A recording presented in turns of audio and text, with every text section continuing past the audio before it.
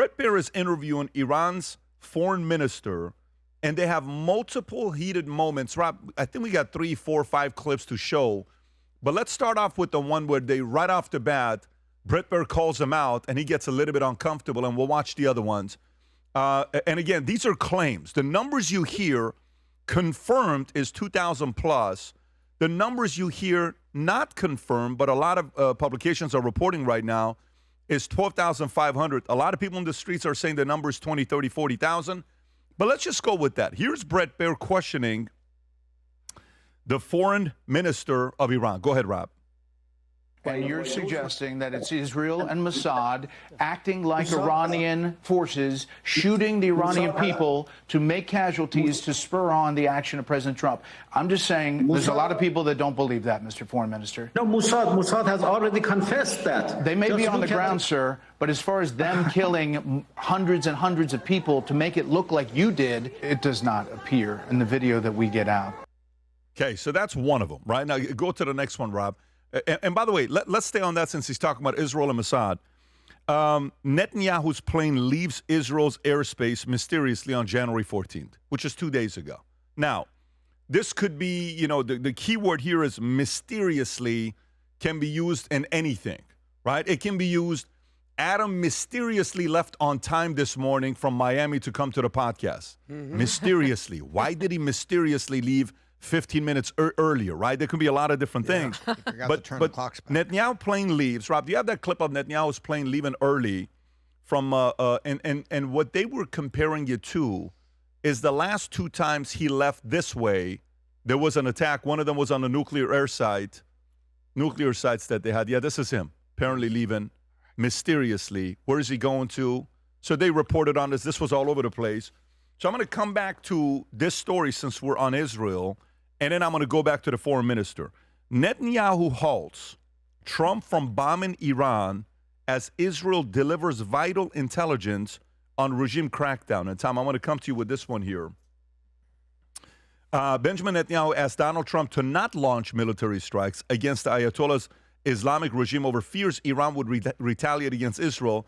The Israel prime minister spoke to Trump on Wednesday shortly before the president told reporters that he had received information from very important sources on the other side that Iran had stopped executing anti-regime protesters. Netanyahu had previously spoken to J.D. Vance on Tuesday, the same day that White House officials met to discuss military options against Iran. According to the New York Times, other Gulf nations, including Qatar, Saudi, Oman, and Egypt, have also implored the White House not to attack Iran over fears it could lead to regional conflict. Tom, thoughts on this story? So there's 2 thoughts here that are flowing. One is that Netanyahu is in both sides of the president's ears.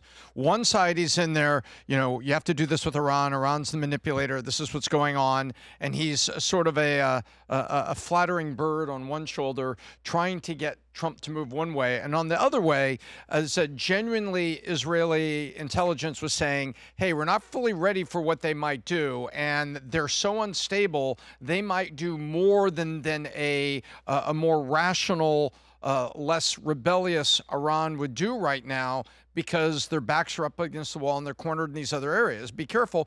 And then you have the other Arab states saying, hang on, this could escalate. So I'm more with the second group that said that with a destabilized Iran, they might react more irrationally, more harshly than they would normally in a more stable, if you can use stable and Iran in the same sentence, a political zone, if you will, and that everyone's out there, Pat, saying Iran's destabilized. You don't know what kind of crazy reaction they might have here. Maybe we don't want to do this right now.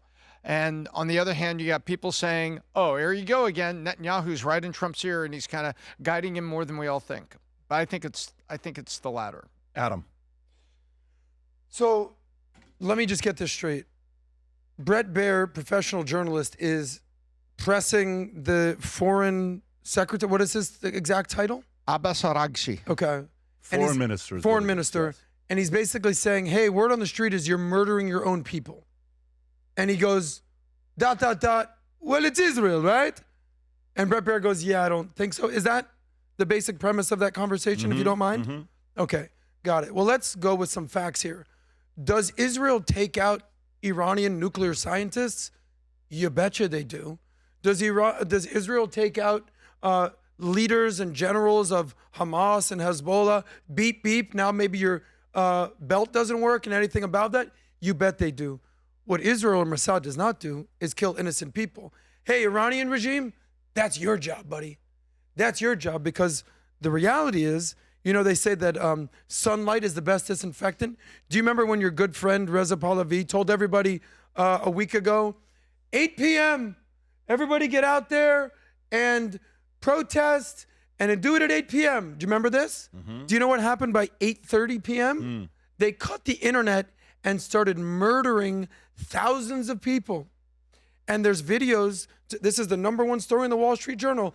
A massacre happened the 24 hours that bloodied Iran. And by the way, this Wall Street Journal, pretty credible newspaper, they don't mention Israel and Mossad once.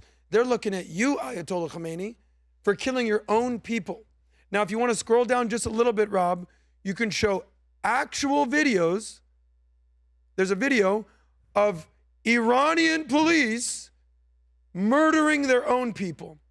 So, you know, they say, like, don't believe your lying eyes. Well, what is this? So, to me, it's absolute buffoonery for anyone that believes something like this. Last point, Bret Baier, I know we had a great moment with him. I don't know if you negotiated his new contract. He deserves it. Probably. That's a real journalist.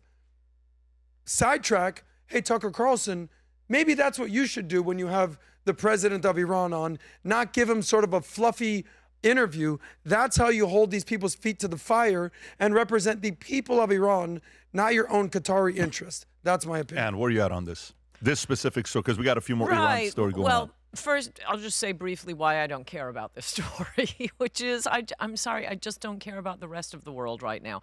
We're sort of in the habit of this since 9/11, but what happens in Iran really doesn't affect this country. I love Venezuela. I wrote about it 2 weeks ago. This is our hemisphere.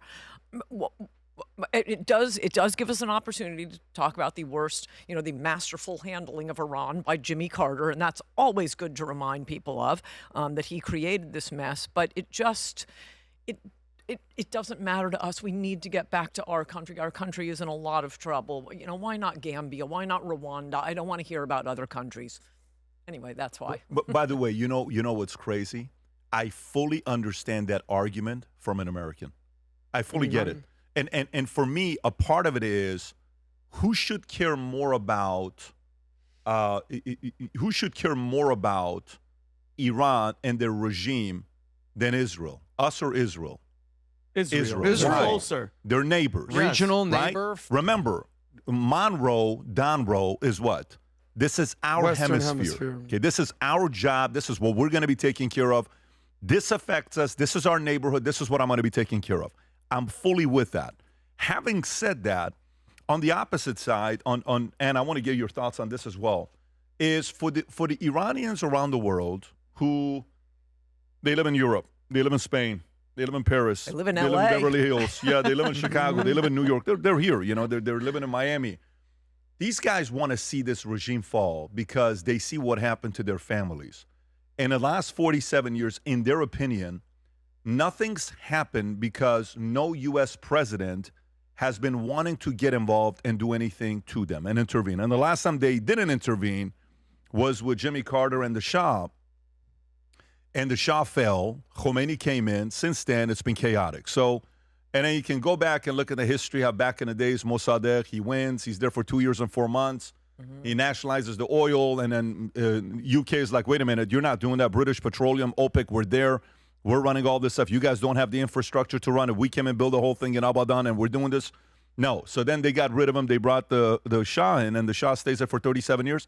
And the market opens up for everybody, and the Middle East is at peace. So there was the argument comes from that side, that it created a lot of noise. Vinny's got something special he wants to share with you guys. And when Vinny does this, it's a very, very special moment. So, Vinny, tell us what you've been working on. Thank you, Pat. So, as you guys know, I have the Faith Over Fear line, and this shirt that I'm wearing right now is our newest. Faith Over Fear was more of how you live. This shirt is on how you stand. So, in Isaiah chapter 6, verse 8, Isaiah has a vision of God in his throne, and he's asking, he wants somebody to step up to go to Israel to, call people to God. They're resisting, they're rejecting him.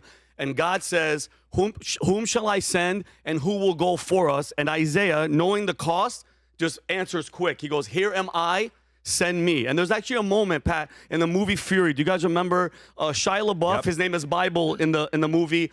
John Bernthal, Brad Pitt. They're in this tank division. The tank has been destroyed. Okay, they know that they're all gonna die.